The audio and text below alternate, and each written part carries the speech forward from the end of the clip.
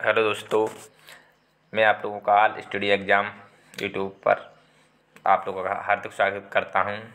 और इस वीडियो में मैं मध्य प्रदेश पुलिस कांस्टेबल के प्रीवियस ईयर क्वेश्चन पेपर को सॉल्व कराने जा रहा हूं। ये है 20 अगस्त 2017 का सेकंड शिफ्ट का, और इसमें जीके एंड साइंस के क्वेश्चन को सॉल्व कराऊंगा। मैथ के रीजनिंग के क्वेश्चन के लिए अलग से वीडियो बनाएंगे। चलते हैं क्वेश्चन की ओर। पहला क्वेश्चन है, सांची स्तूप का निर्माण किसने किया? इसका करेक्ट आंसर हो जाएगा सी अशोक। सांची के स्तूप का निर्माण अशोक ने किया था। अगला क्वेश्चन करंट का है। करंट का क्वेश्चन करने से कोई फ़ायदा नहीं, क्योंकि अब तो करंट से बदलता रहता है। और ये क्वेश्चन देख लो, स्टेट जीके का। पशु के लिए एक ब्लड बैंक लॉन्च करने वाला सबसे पहला राज्य कौन सा बनेगा? वही करंट का उड़ीसा। पोखरण में पहले नाभिकीय विस्फोट के साथ निम्नलिखित में से कौन से वैज्ञानिक संबंधित थे? इसमें पोखरण में पहले नाभिकीय विस्फोट के साथ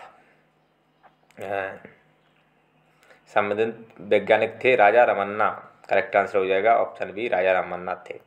अगला क्वेश्चन, सिनेमा में भारत का सर्वोच्च पुरस्कार कौन सा है? इसका करेक्ट आंसर हो जाएगा ये दादा साहेब फाल्के पुरस्कार। अगला क्वेश्चन, तानसेन संगीत समुदाय कहाँ आयोजित किया जाता है? इसका करेक्ट आंसर हो जाएगा तानसेन संगीत समुदाय, ऑप्शन बी, ग्वालियर में आयोजित किया जाता है। अगला क्वेश्चन, कुंडनकुलम नाभिकीय विद्युत परियोजना कहाँ पर स्थित है? इसका करेक्ट आंसर हो जाएगा ऑप्शन सी, तमिलनाडु।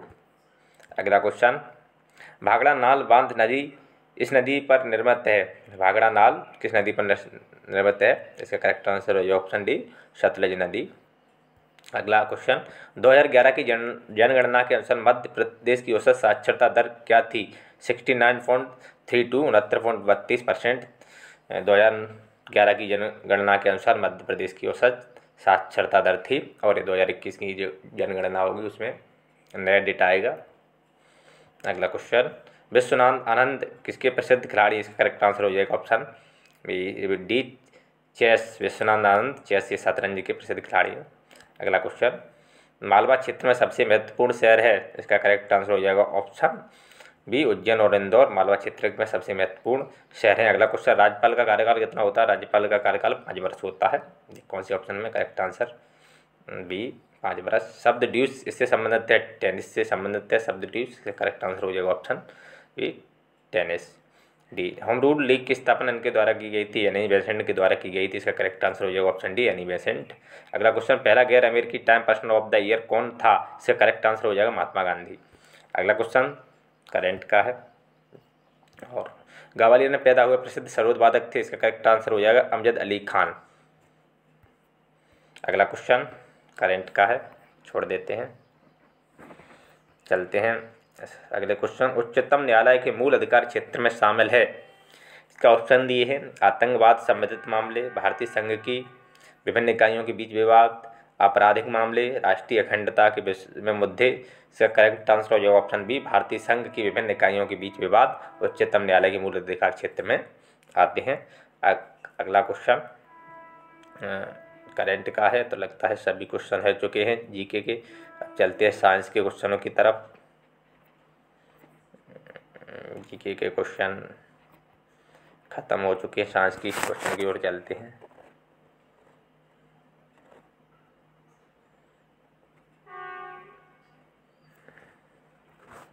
हाँ, तो साइंस मैथ के क्वेश्चन इस पोर्शन में दिए गए हैं, तो साइंस के क्वेश्चन करेंगे सॉल्व। हाँ, साइंस का क्वेश्चन है, रसधानियाँ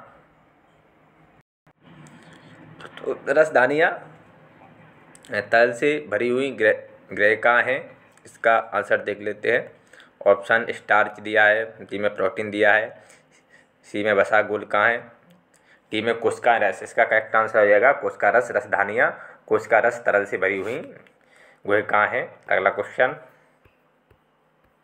और ये अगला क्वेश्चन, प्लास्टर ऑफ पेरिस को इसमें संग्रहित किया जाता है? इसका करेक्ट आंसर हो जाएगा ऑप्शन बी, नमी रोधी पात्र में प्लास्टर ऑफ पेरिस को संग्रहित किया जाता है।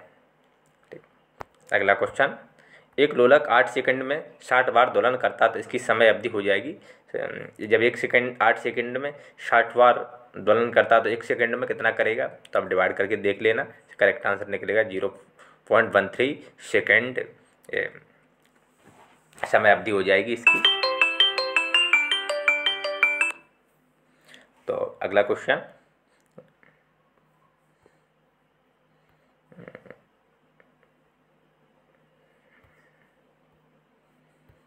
प्रकाश का अपवर्तन निम्न में किसके लिए उत्तरदायी होता है? इसका करेक्ट आंसर हो जाएगा ऑप्शन बी, तारों का टिमटिमाना प्रकाश के अपवर्तन के लिए उत्तरदायी है। इसका करेक्ट आंसर हो जाएगा ऑप्शन बी। भारत में तेल के कुएं यहाँ पाए जाते हैं, Assam, option D correct answer. निम्नलिखित में से उत्पादक को चिन्हित करें, घास, जीवाणु, टिड्डा, मशरूम। यह घास उत्पादक है और ये जीवाणु, टिड्डा, मशरूम घास अलग है इनमें से, ठीक। और अगला क्वेश्चन, उस एक कवक का नाम बताएं जो भंडारित अनाज को प्रभावित करता है। इसका करेक्ट आंसर हो जाएगा ऑप्शन सी एस्परगिल्स। करेक्ट आंसर हो जाएगा एस्परगिल्स। ऑप्शन में और भी दिए गए हैं लेकिन इसका करेक्ट आंसर ऑप्शन सी।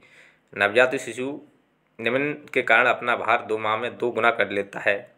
ऑप्शन देख लो, ऑप्शन ए में दिया गया अत्याधिक खाने के कारण। ये तो नहीं हो सकता कि नवजात शिशु अत्याधिक खाना तो नहीं खाता। शरीर की कोशिकाओं की संख्या में वृद्धि के कारण, यही करेक्ट आंसर है। शरीर की कोशिकाओं की संख्या में वृद्धि के कारण नवजात शिशु ने अपना भार 2 माह में 2 गुना कर लेता है। वसा में वृद्धि के कारण, दूध में प्रोटीन के कारण, ये भी नहीं हो सकता। इसका करेक्ट आंसर है ऑप्शन बी, शरीर की कोशिकाओं की संख्या में वृद्धि के कारण। अगला क्वेश्चन, पौधों के सभी भागों का सबसे बाह्य आवरण निम्न से बना होता है।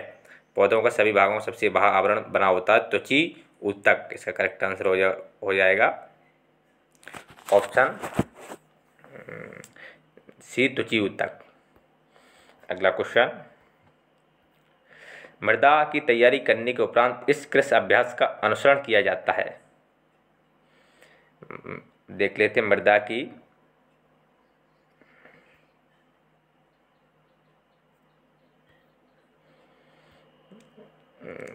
तैयारी करने के उपरांत इस कृषि अभ्यास का अनुसरण किया जाता है।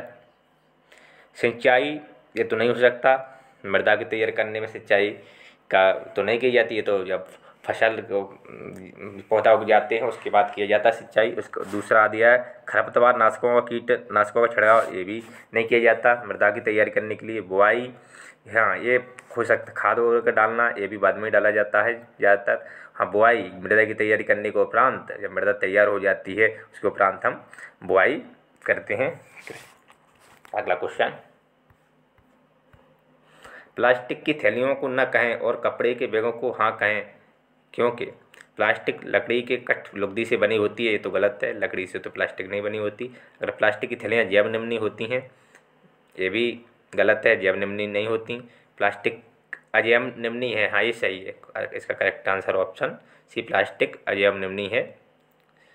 और अगला क्वेश्चन, एक पादप कोशिका में जीव द्रव्य संकुचन को किस रूप में परिभाषित किया जाता है? इसका ऑप्शन देख लो, अल्प परासारी माध्यम में जीव द्रव्य कला का विघटन। ऑप्शन बी, केंद्र के द्रव्य का संकुचन। ऑप्शन सी, अति परासारी माध्यम में कोशिका द्रव्य का संकुचन। ऑप्शन 4 उपरोक्त में से कोई नहीं। इसका करेक्ट आंसर हो जाएगा ऑप्शन सी, अति परासारी माध्यम में कोशिका द्रव्य का संकुचन। अगला क्वेश्चन, विद्युत फ्यूज जोड़ा जाता है विद्युत में तार पर। विद्युत फ्यूज, इसका करेक्ट आंसर हो जाएगा ऑप्शन बी, विद्युत में तार पर जिसका ऊर्जा मीटर के आसपास। ये तो गलत हो जाएगा, उदासीन तार पर, भूतार तार पर, बिल्कुल उदासीन पर भी नहीं जोड़ सकते। विद्युत निम्न तार पर जोड़ा जाता है इसलिए क्योंकि जब ज़्यादा वोल्टेज आएगा तो विद्युत, सबसे पहले विद्युत निम्न तार वही फ्यूज होगा और जो उपकरण लगे होंगे बिजली वो सब अपने घरों के बच जाते हैं। इसलिए विद्युत फ्यूज का उपयोग विद्युत निम्न तार पर किया जाता है। ठीक, अगला क्वेश्चन,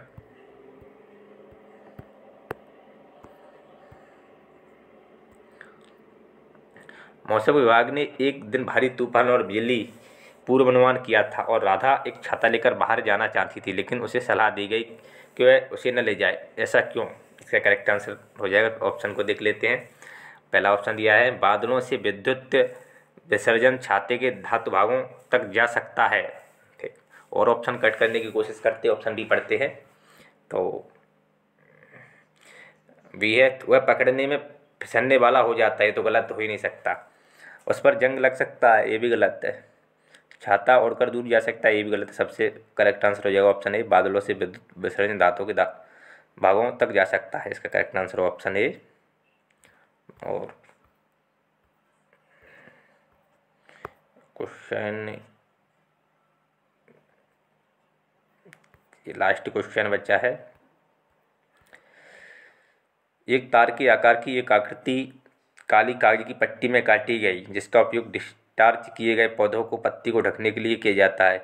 जो ये प्रदर्शित करने के लिए इस्तेमाल होता है कि प्रकाश संश्लेषण के लिए प्रकाश जरूरी है। प्रयोग के अंत में जब पत्ती को आयोडीन द्वारा स्टार्च के लिए परीक्षण किया गया था, तो पत्ती में तार की आकृति ऐसी पाई गई। इसमें ये जो एक तार के आकार की आकृति काली कागज की पट्टी में काटी गई, ठीक, जिसका उपयोग डिस्चार्ज किए पौधों को पत्ती को ढकने के लिए किया जाता है। तो इसका जो आकृति कैसी पाई जाएगी उसके बाद, भूरी, नीली, काली, हरी रंग रहित, इसका तो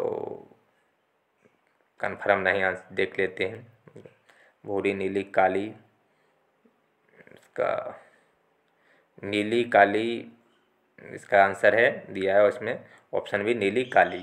देख लेना इसको, और हम अपने वीडियो को ख़त्म करते हैं क्योंकि सभी क्वेश्चन समाप्त हो चुके हैं। और यहाँ पर आप लोगों को हमारा वीडियो कैसा लगा, और हाँ, हमारा जो मैथ रीजनिंग के जो क्वेश्चन है उनको बहुत अच्छी तरह सॉल्व करा है और वीडियो में वो आप ज़रूर देखें, और कमेंट में ज़रूर बताएं वीडियो के बारे में, और चैनल को सब्सक्राइब, लाइक करें, बेल आइकन घंटी ज़रूर दबाएं, और अगली वीडियो का इंतज़ार करें।